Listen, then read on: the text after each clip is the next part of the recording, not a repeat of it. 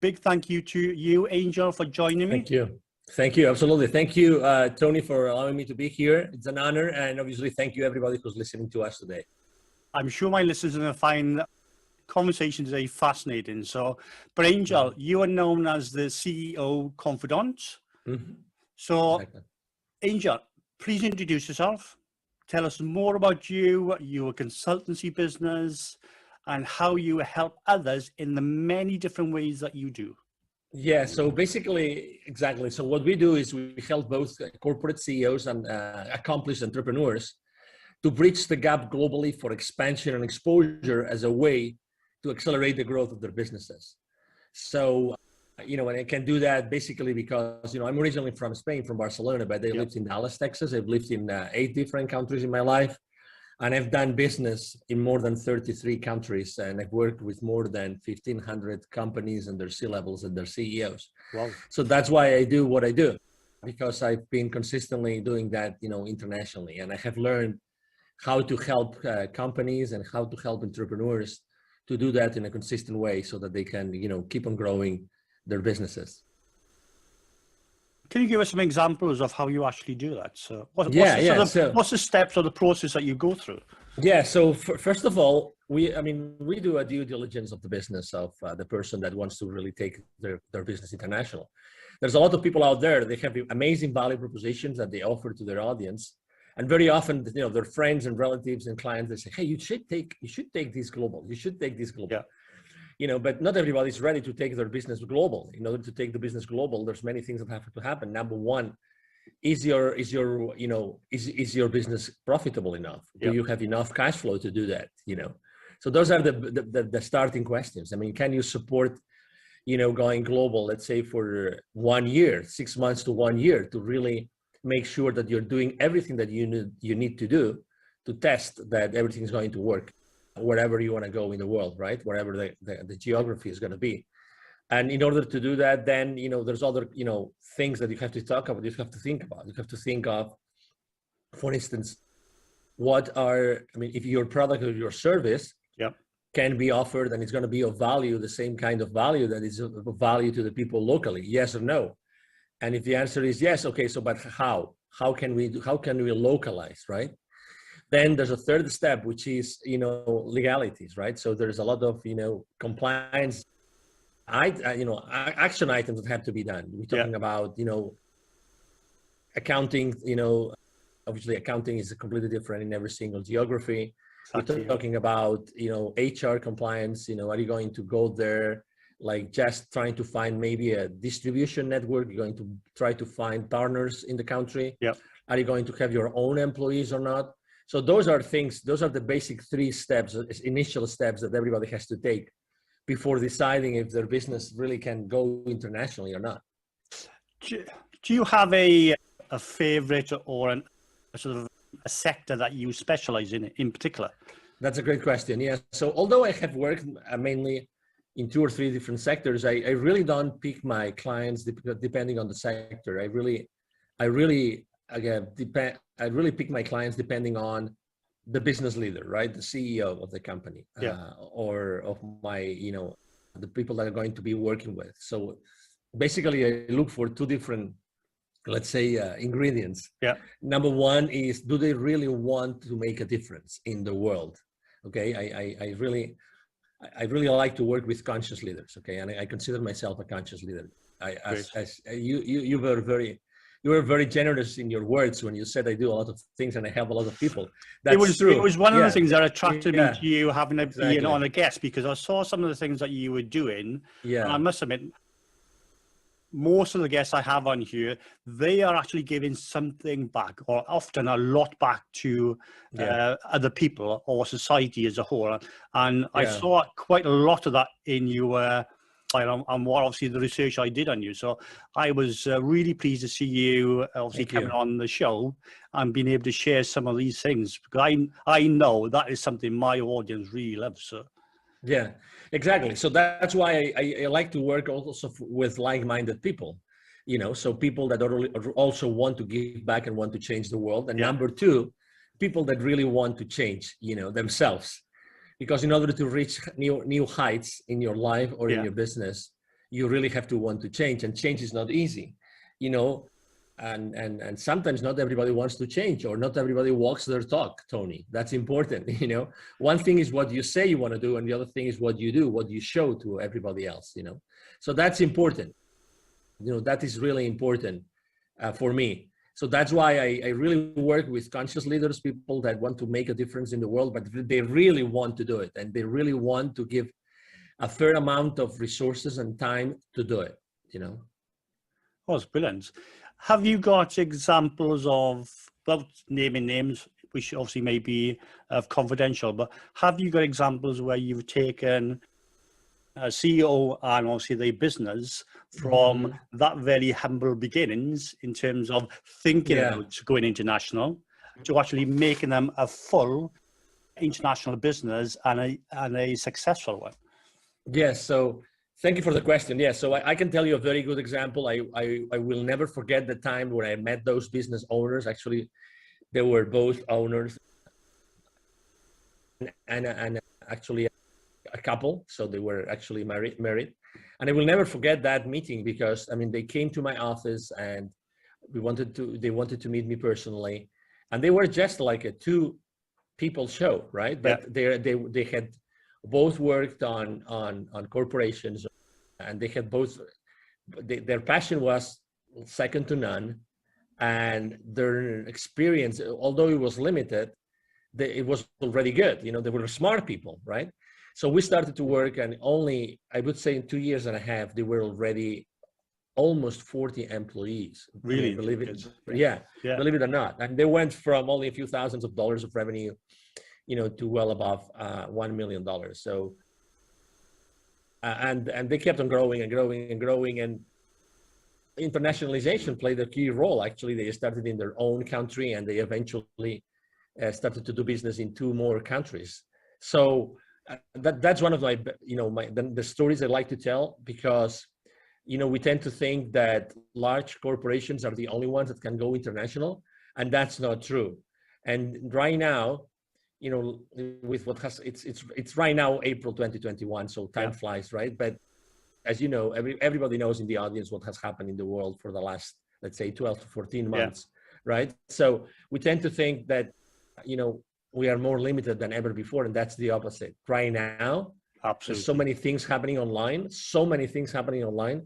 And you also asked me before, you know, what are the steps that you follow? One of the most important things that we have been able to do at, you know, the CEO Confidant, my brand, the company, I mean, we are already a team of people working on this, is that we have already developed relationships with partners in many countries. Yeah. So right now, when someone of our clients wants to actually go to a specific geography, we already know people there very well, that they already know the market. So we already know who to recommend them to start with. I mean, we already have laid out a full support system in that specific country. And that's the most important thing. And you could not do that because right now everybody is limited with traveling, right? So if we were to do this face-to-face right now, we couldn't. But we were, you know, we developed those relationships already so many years ago that we could do that. We can do that today without visiting these people face-to-face, only through the connections and the relationships that we developed many years ago. Yeah, I think we all know the challenges that the world has had over the last, as you say, 12, 14 months. But it's also given a rise to lots of opportunities. And I think, as you rightly say, you're no longer restricted to your locality. Even a modest 2-person business can go international because you have the technology.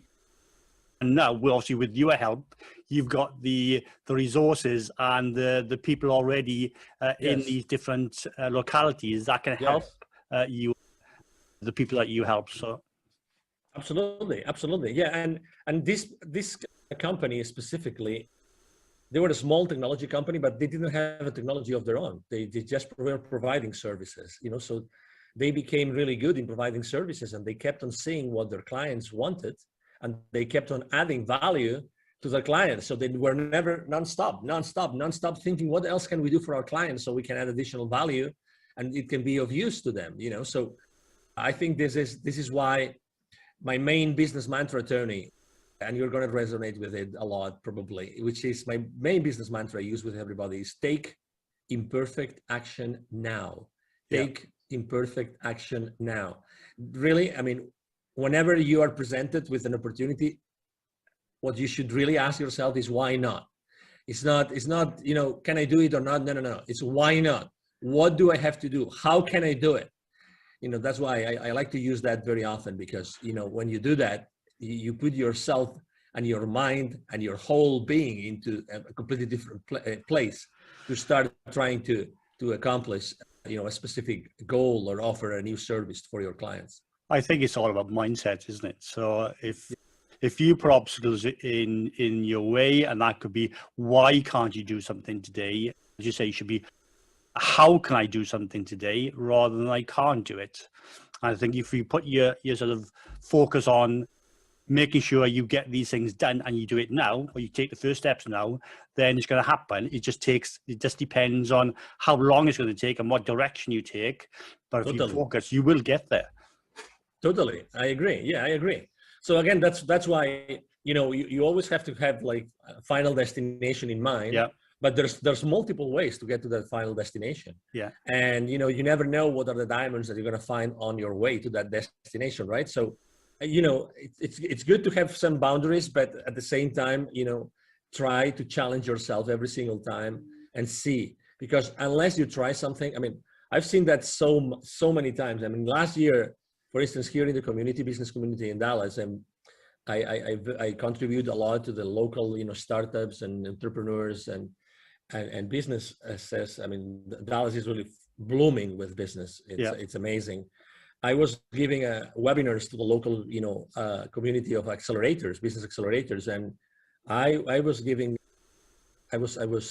basically working on or telling them or showing them how to pivot in times of crisis, And I think that's very important, you know. And last year, many companies, you know, we helped doing that, helping them pivot in times of crisis. I think that's really, really important. I think if you can succeed in these challenging times, or any challenging times, then you will succeed in any period. I think when you've got the help and the support of a team around you, which obviously you provide for these people, then it's obviously you guarantee success. But if you've got the right approach and you are determined to make this work, then I can't see how you can do anything other than succeed. I tell you what, the other thing I like as well, it's not just about, you are right, it is important. You have to have a destination in mind. But it's important to enjoy the journey as well, because you are going to discover so many different things that you never even thought about, and in particular about yourself as well, because you're growing as you are developing, as you're evolving. And you know, the most important thing is that you keep on being connected with your audience. And let me tell you an example. So last year, that, you know, there were so many restrictions all over the place. Regardless, almost every single week, I met one or many business executives here face to face, like face to face, literally. I met so many C-level executives last year face to face, and I kept on doing it because I really wanted to know what was happening in those large corporations, in those, you know, I really wanted to know and to put myself, my own thermometer, you know, in the market to see what was going. Unless you do that consistently, you will never know. That's why, you know, I mean, be courageous, have those conversations, be there to listen, be there to ask questions. That's the most important thing. Be there to ask questions.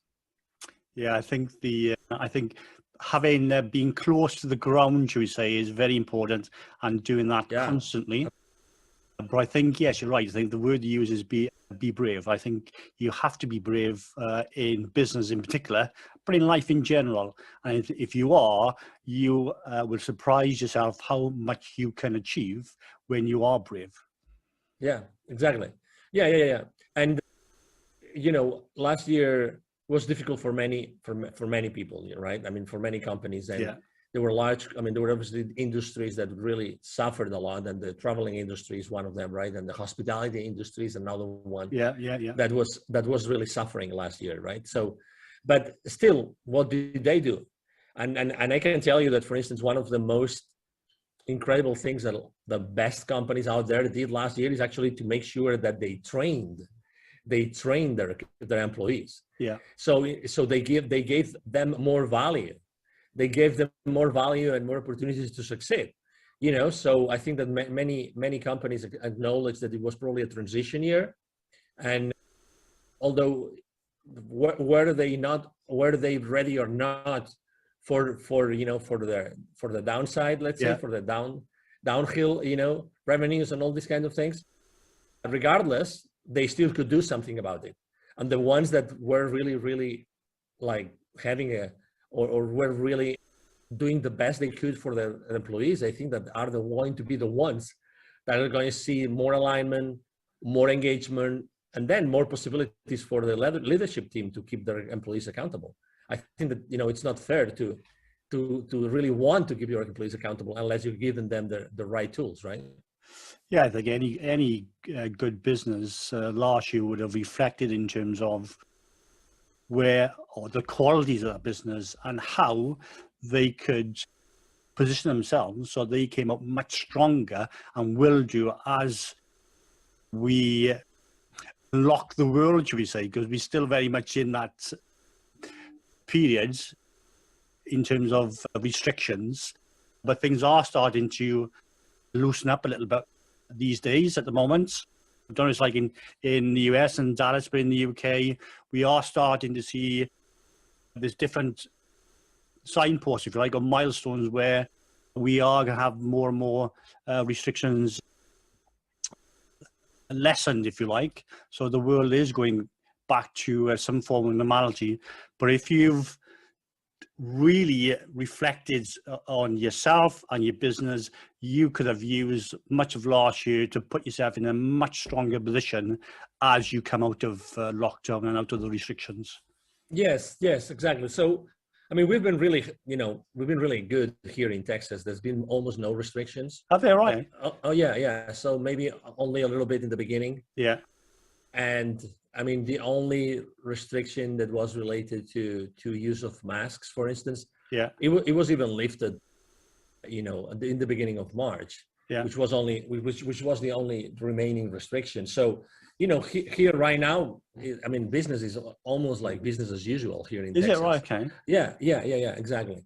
So, and I think, you know, everybody acknowledges that, you know, there's challenges, but still, the question that we have to ask ourselves is not whether we can work together. It's like, how can we work together? It's not like, I'm going to close you down. No. It's how can we all work together so we can keep your business open and, you know, still guaranteeing everything that has to be guaranteed for everybody that wants to come and purchase from you, right? So again, I think that we have to change the questions that we ask ourselves as a society, as a world, as human beings, honestly, you know, and I think that by doing that, everybody will find what they're looking for, and we'll be able to go back to normal. Yeah, I think you're right. How we can work together, how we can become stronger, how can we make our own worlds better. Exactly, and we see that here. Yes, that's great. Looking over the last 12, 14 months, and obviously looking forward, what trends are you seeing from a business point of view? So are you able to see trends where this sector or this business is going to do well because of what's happened and what the future is likely to hold? I mean, number one, I think that everybody is more concerned than ever about the employees, right? About the health of the employees, but not only physical health, but also mental health. Yeah. And I think that's good. Okay. I think that's probably one of the most important things. It's like companies have really cared more about this. And I think that's one trend. Number two, many sectors had, or many industries had, you know, downturns in revenues, but not necessarily in profits, because, you know, everybody took measures and took precautions and everything. So what I'm trying to say is that I think that we all learned how to control better the way, and I think that most of the companies became aware of the financial implications of their business decisions, and that's going to stay. Let me give you an example. I mean, I've seen, obviously, I mean, and you can go to any public company out there, you probably see that many of them increased their profitability last year. which is, you know, even if they didn't grow as much as they wanted to, but profitability is skyrocketed. And most of the times is because, for instance, there were a lot of travel expenses that weren't you know, executed, right? Yeah. So what I'm trying to say is that we and the companies in general acknowledge that there was so much more that could be done online as opposed to face-to-face. But also then number three, the downturn of this is that not everybody is ready to do business online. Correct. Okay, and that's why actually we started here at the CEO Confidant. We started to offer, you know, influencer marketing services because we saw that our strong presence online, we could actually benefit, and we could use that as a leverage. You know, we could leverage our presence because it's very strong on LinkedIn to help other companies, and we started to do that. Yeah. So, but right now we have to acknowledge that there's many sales forces out there that they are not ready to sell online. They're not ready. They're not ready to have those conversations online. You know, so they are learning how to do their best using Zoom and using other video conferencing tools. So I would say that these three trends are very, very clear right now out there. Oh, brilliant. Okay. Yeah, I think I've seen it on this side of the pond in terms of business. I'll give you an example for my own profession as a financial planner. Then what you do as a financial planner, generally speaking, is you try to build a client base which is more local to you. Because it's a very personal service. But now those limitations have been taken away because you can conduct business online, virtually, as we are today, from anywhere. So Absolutely. That is it. Now, it's a good example in my profession where you can do business virtually anywhere in the world because of technology, where you wouldn't have done that before. Absolutely.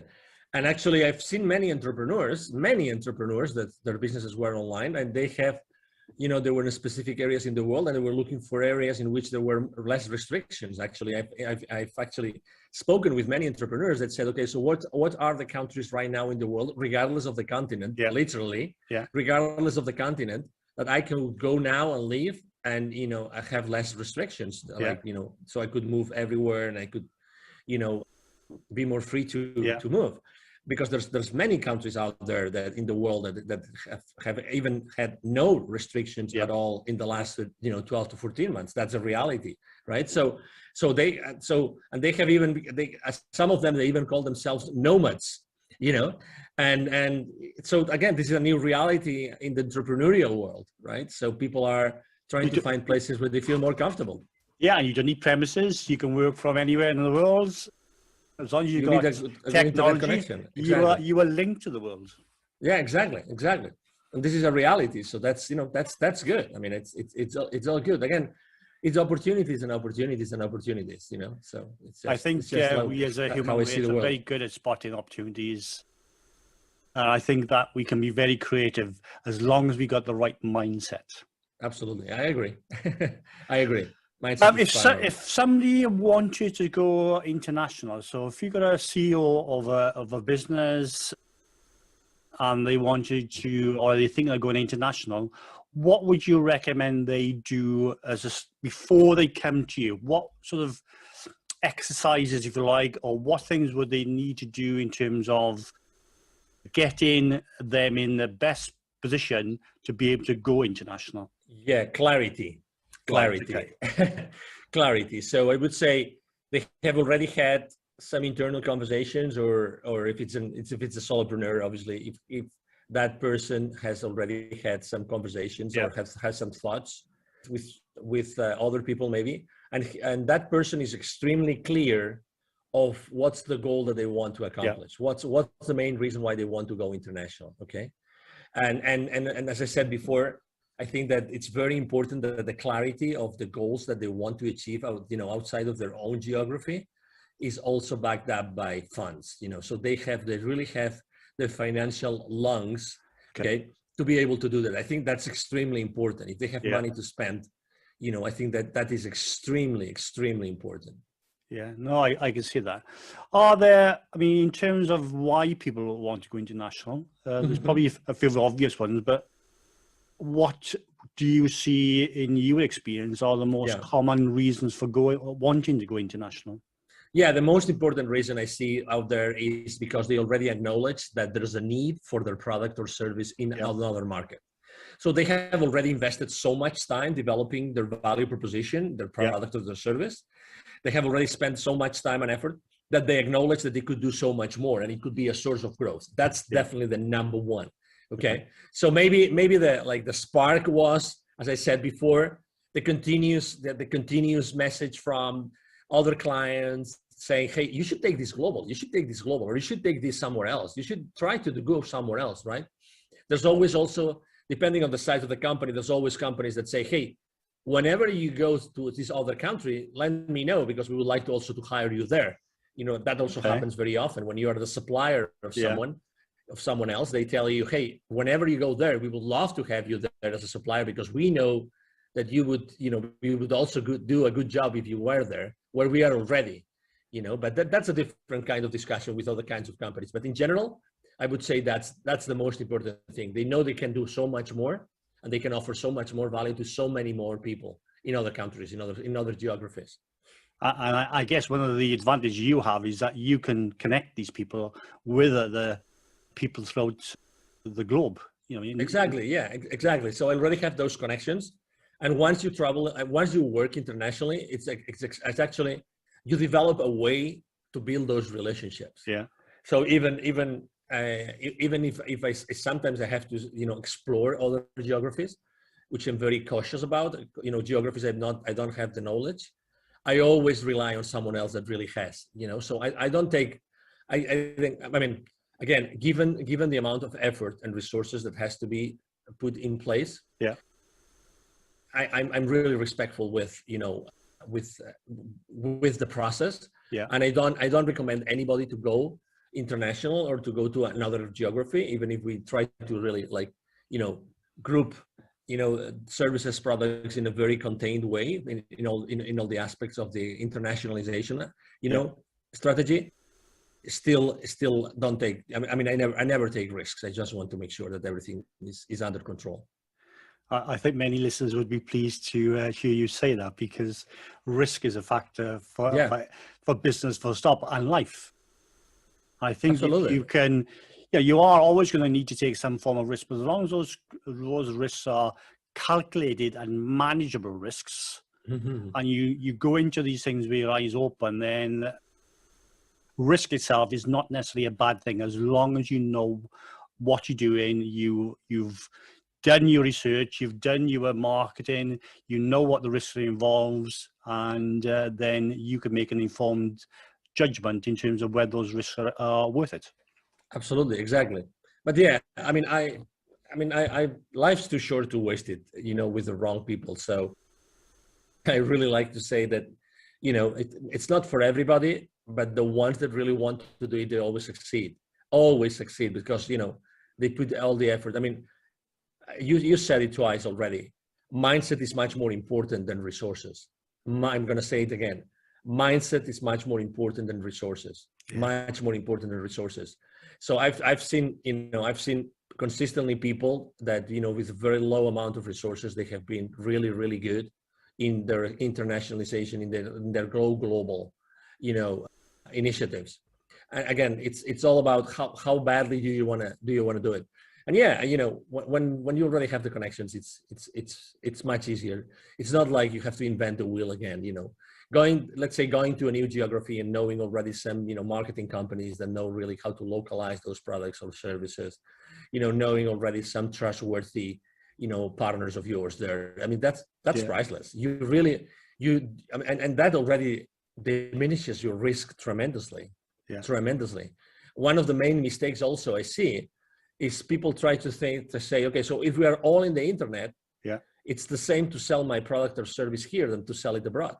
And that's not true, because the consumer habits are completely different. Yes. The consumer habit, it's like you're a financial advisor.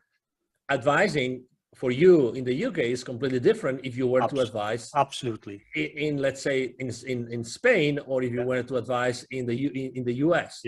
It would be completely different, right? So and that's one of the mistakes I always see. I mean, it looks like simple, right? So the principles are the same. Well, the principles might be the same, but the mistakes might take you to a rabbit hole that you will not be able to get out of. you know. So I think look for advice and make a decision which has been really meditated, and you have really all the different pieces of the puzzle at least lined up before you, and then you decide. Partner up with the right team and the right person to be able to help you go to that next step and that international level.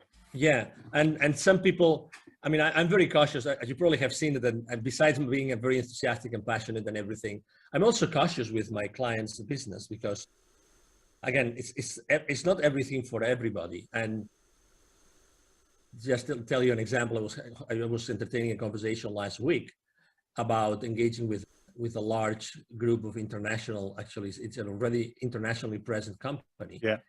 And the reason why I will be able to take them on board is because I have a team. I have a team of people working with me already, like directly employed by me. If I did not have my team, I would be completely limited to my bandwidth, and my bandwidth. I mean, so again, and as you know, I mean, you know, scaling up and bringing more people on board, you know, onboarding people is an art and a science, and you never stop onboarding people, and you never stop teaching people and training people, but you have to do it. You have to do it. There's no you can't grow yourself unless you've got a quality team behind you, and you've got to be prepared to invest and train these people to the best they can possibly be. Because if you can do that, you yourself and your business will do extremely well, and you are creating that right culture. Absolutely, exactly. And again, it's that safety net that I have that allows me to be extremely clear about what I can do and what we cannot do, and up to which extent. Okay, so we don't personally care directly, you know, about, or we don't directly, you know, deal with, you know, for instance, accounting, legal issues, HR issues, but we know who does it and who does it very well. Yeah. Right. We're extremely focused on expansion and exposure, as I said before, right? And the rest, we can obviously take our clients to the people that we know are going to give them the right piece of advice that they need to go along with us. Brilliant. Can I change track a little bit? Of course. You are involved in foundation, Wisdom for Kids. Exactly.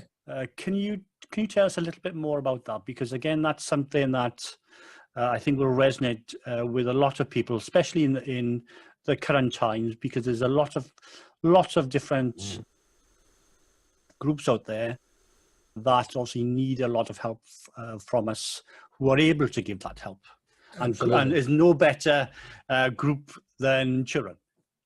Yes. So basically, it was in 2017, I had an experience in 2015 that allowed me to see very clearly that I was very, very well prepared to help underprivileged kids in Latin America. Okay, so because I had been working and traveling throughout the continent for many years. I had seen a lot of poverty. I had seen also a lot of wealth, because I was serving those CEOs. I was serving all those large corporations, many of them subsidiaries of multinational companies. Yeah. So I was always seeing both sides of the coin, right? The super, you know, privileged and the most underprivileged. So in 2015, you know, I had an experience that it allowed me to see very clearly that I was really well prepared to do this, which was basically help underprivileged. And we created, when I had that experience, I reached out to a friend of mine, and we decided, all three of us, to create, I mean, himself and his father, we decided to create Wisdom for Kids. That's the name of the foundation. So Wisdom for Kids is actually an international foundation, and what we do is we help underprivileged kids in Latin America become entrepreneurs using the local resources. So to put that in perspective, and the most important part here is not only that those kids are underprivileged, but also that we help them do that with their local resources, okay? With their local resources. So that's extremely important. So we, you know, as we started to do some research in 2015, we saw that there are there were in 2012, there were, according to UNICEF, 81 million kids living in poverty in Latin America. And that represents around 45% of the entire children population. Yeah. I mean, 81 million. Okay. So I forgot how many, what's the population of the UK? I don't know. We talk about 70 plus million. Okay, so can you picture this? 81 million kids living in poverty. Well, every single person in the UK would be in poverty in comparison. Exactly. So, and right now, after what has happened in 2020 and 2021, I can tell you, I guarantee you there's many more than that, because this is information, this is data from 2012. So 81 million kids live in poverty, 22 million don't have drinking water at home. Imagine that you don't have drinking water at home, and how would you deal with all the basic things that you do with your daily life, right? If you didn't have drinking water at home, can you imagine? So that's the reality. So that's why we started to do what we do, and all the founders we have been, us three, we have really been involved in the world of business, in the world of entrepreneurship, and in the world of teaching and training, all of us. Yeah. So that's why we got together and we started to think about how to do this, and the rest is history. We already started to do and helping hundreds and hundreds of kids.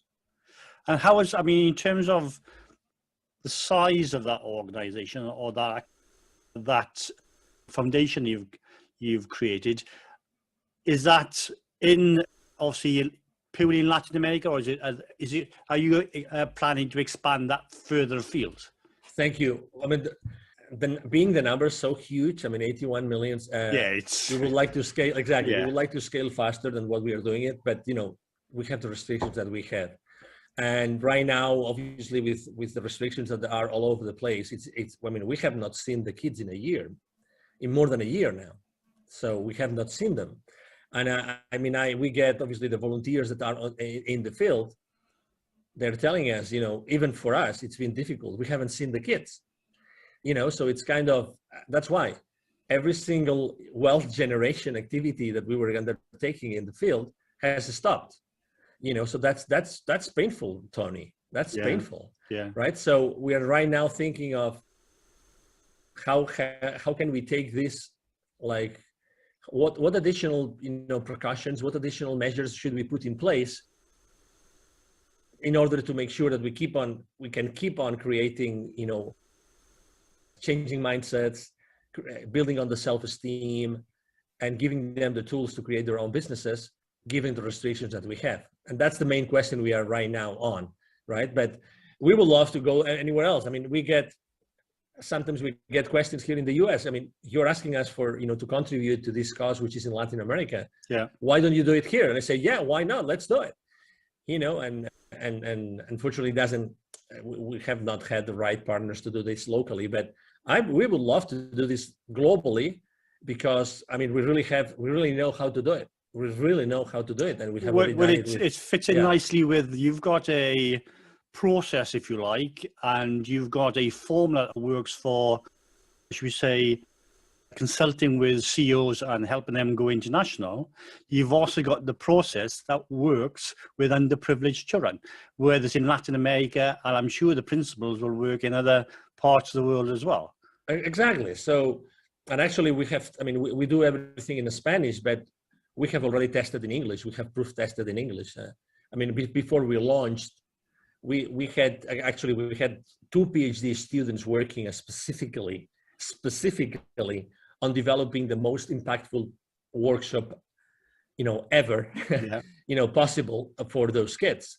And then we did almost everything in Spanish, because our audience is Spanish speaking, most of them, but we already have volunteers ready to jump, in many other countries, including, as part of Latin America is French speaking, part is Portuguese, and part is English. And we already did a test with an English community in the Caribbean. So we're non-stop, Tony. We're non-stop.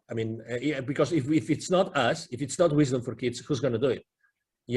I'm sure there's plenty of charities out there, but and when we welcome anybody to partner with us, but still, we believe that we have figured out how to do it, and we really like to do it because we see the results.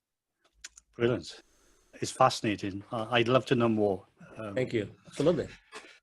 We're coming towards the end now, and it would be remiss of me to not ask the question I ask all of my guests, and every answer is different. But I shall ask you the same. So, Angel, what does wealth mean to you? Great question. Wealth means freedom to me. That's what it is. It's the freedom to do whenever I want, whatever I want, right? That's freedom. Because I'm good in building teams. I'm good in generating wealth for others. I'm good in generating business. I'm good in helping and training. So, you know, that's what it is. Generating wealth is actually impacting the largest amount of, you know, lives possible. That's what generating wealth for me. You know, for me, generating wealth is creating wealth is being able to really change the lives of millions of people, not only of, you know, a few, but you know, thousands, hundreds of thousands or millions of people. That's creating real wealth.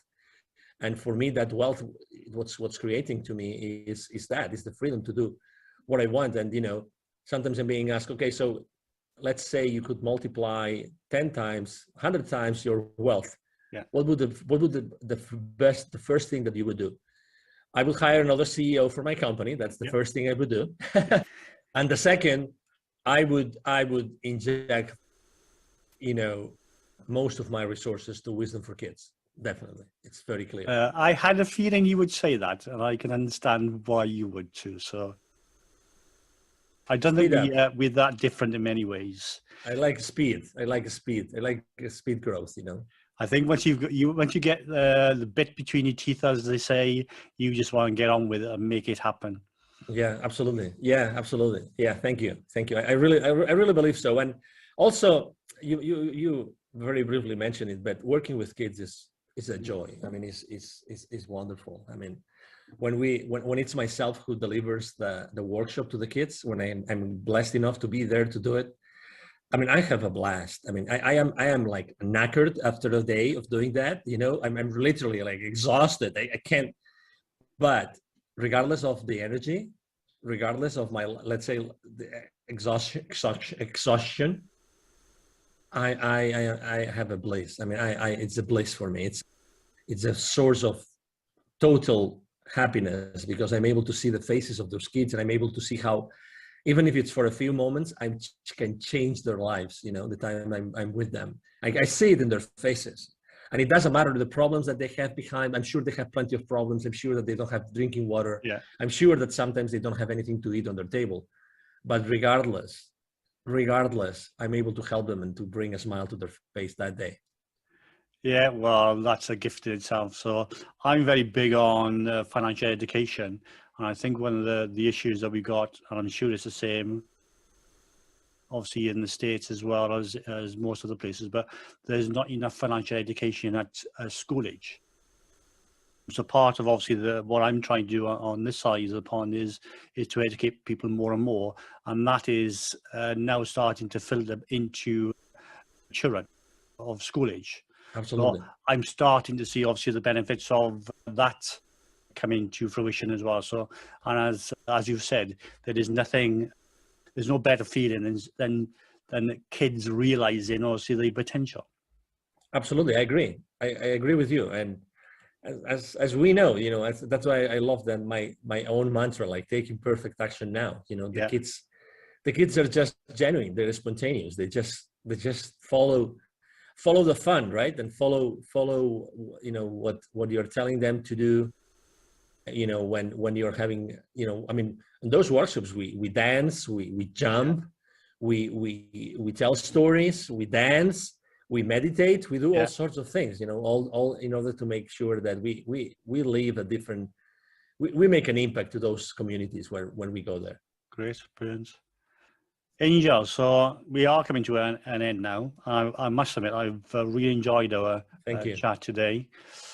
If people wanted to work with you in terms of taking their business international, or on your foundation side with the children, they want to get involved more, how would they get in touch with you? Yeah, the best way to do it is, you will see that I am very present online, both 𝐸𝐮𝐫𝐸𝐸. My last name is spelled R-I, B as in boy, O. Yeah. And Angel is spelled like an angel from heaven. Yeah. So you can Google me. I'm present everywhere. I'm very active online. I post on every single social media outlet. or the top ones every single day. I'm very active online. Again, I can do that because of my team, right? And you will see my brand, the CEO Confidant, also everywhere. So the easiest way to reach out to me is actually to send me an email. Okay. And it's very easy. My email address is extremely simple. It's angel@angelrebo.com. angel@angelrebo.com. It's either myself or my team are going to answer those emails. So, and then we can have a conversation. And again, I don't like hard selling. So I have a lot of fireplace conversations with a lot of people all the time. Okay, so just feel free to drop me a line, or let's jump into a conversation like this one over video, and let's see what comes up. Yeah, I agree. I think it's you want to enjoy what you're doing. You want to enjoy working with others. I think it's much better to do it in a more relaxed fashion, should we say? Absolutely, yeah. I will put up some of the links in the show notes as well, so that will help for people to be able to contact you. So, thank you, Angel. Thank you so much for joining me on my show today. I've really enjoyed it, and I know my listeners will. Thank you. We covered some very interesting topics, should we say, today. I'd like to wish you well with everything you do in terms of business and certainly with the foundation. So thank you. Thank you very much, Tony. And obviously, thank you, everybody. Thank you very much, everybody who's listening to us today.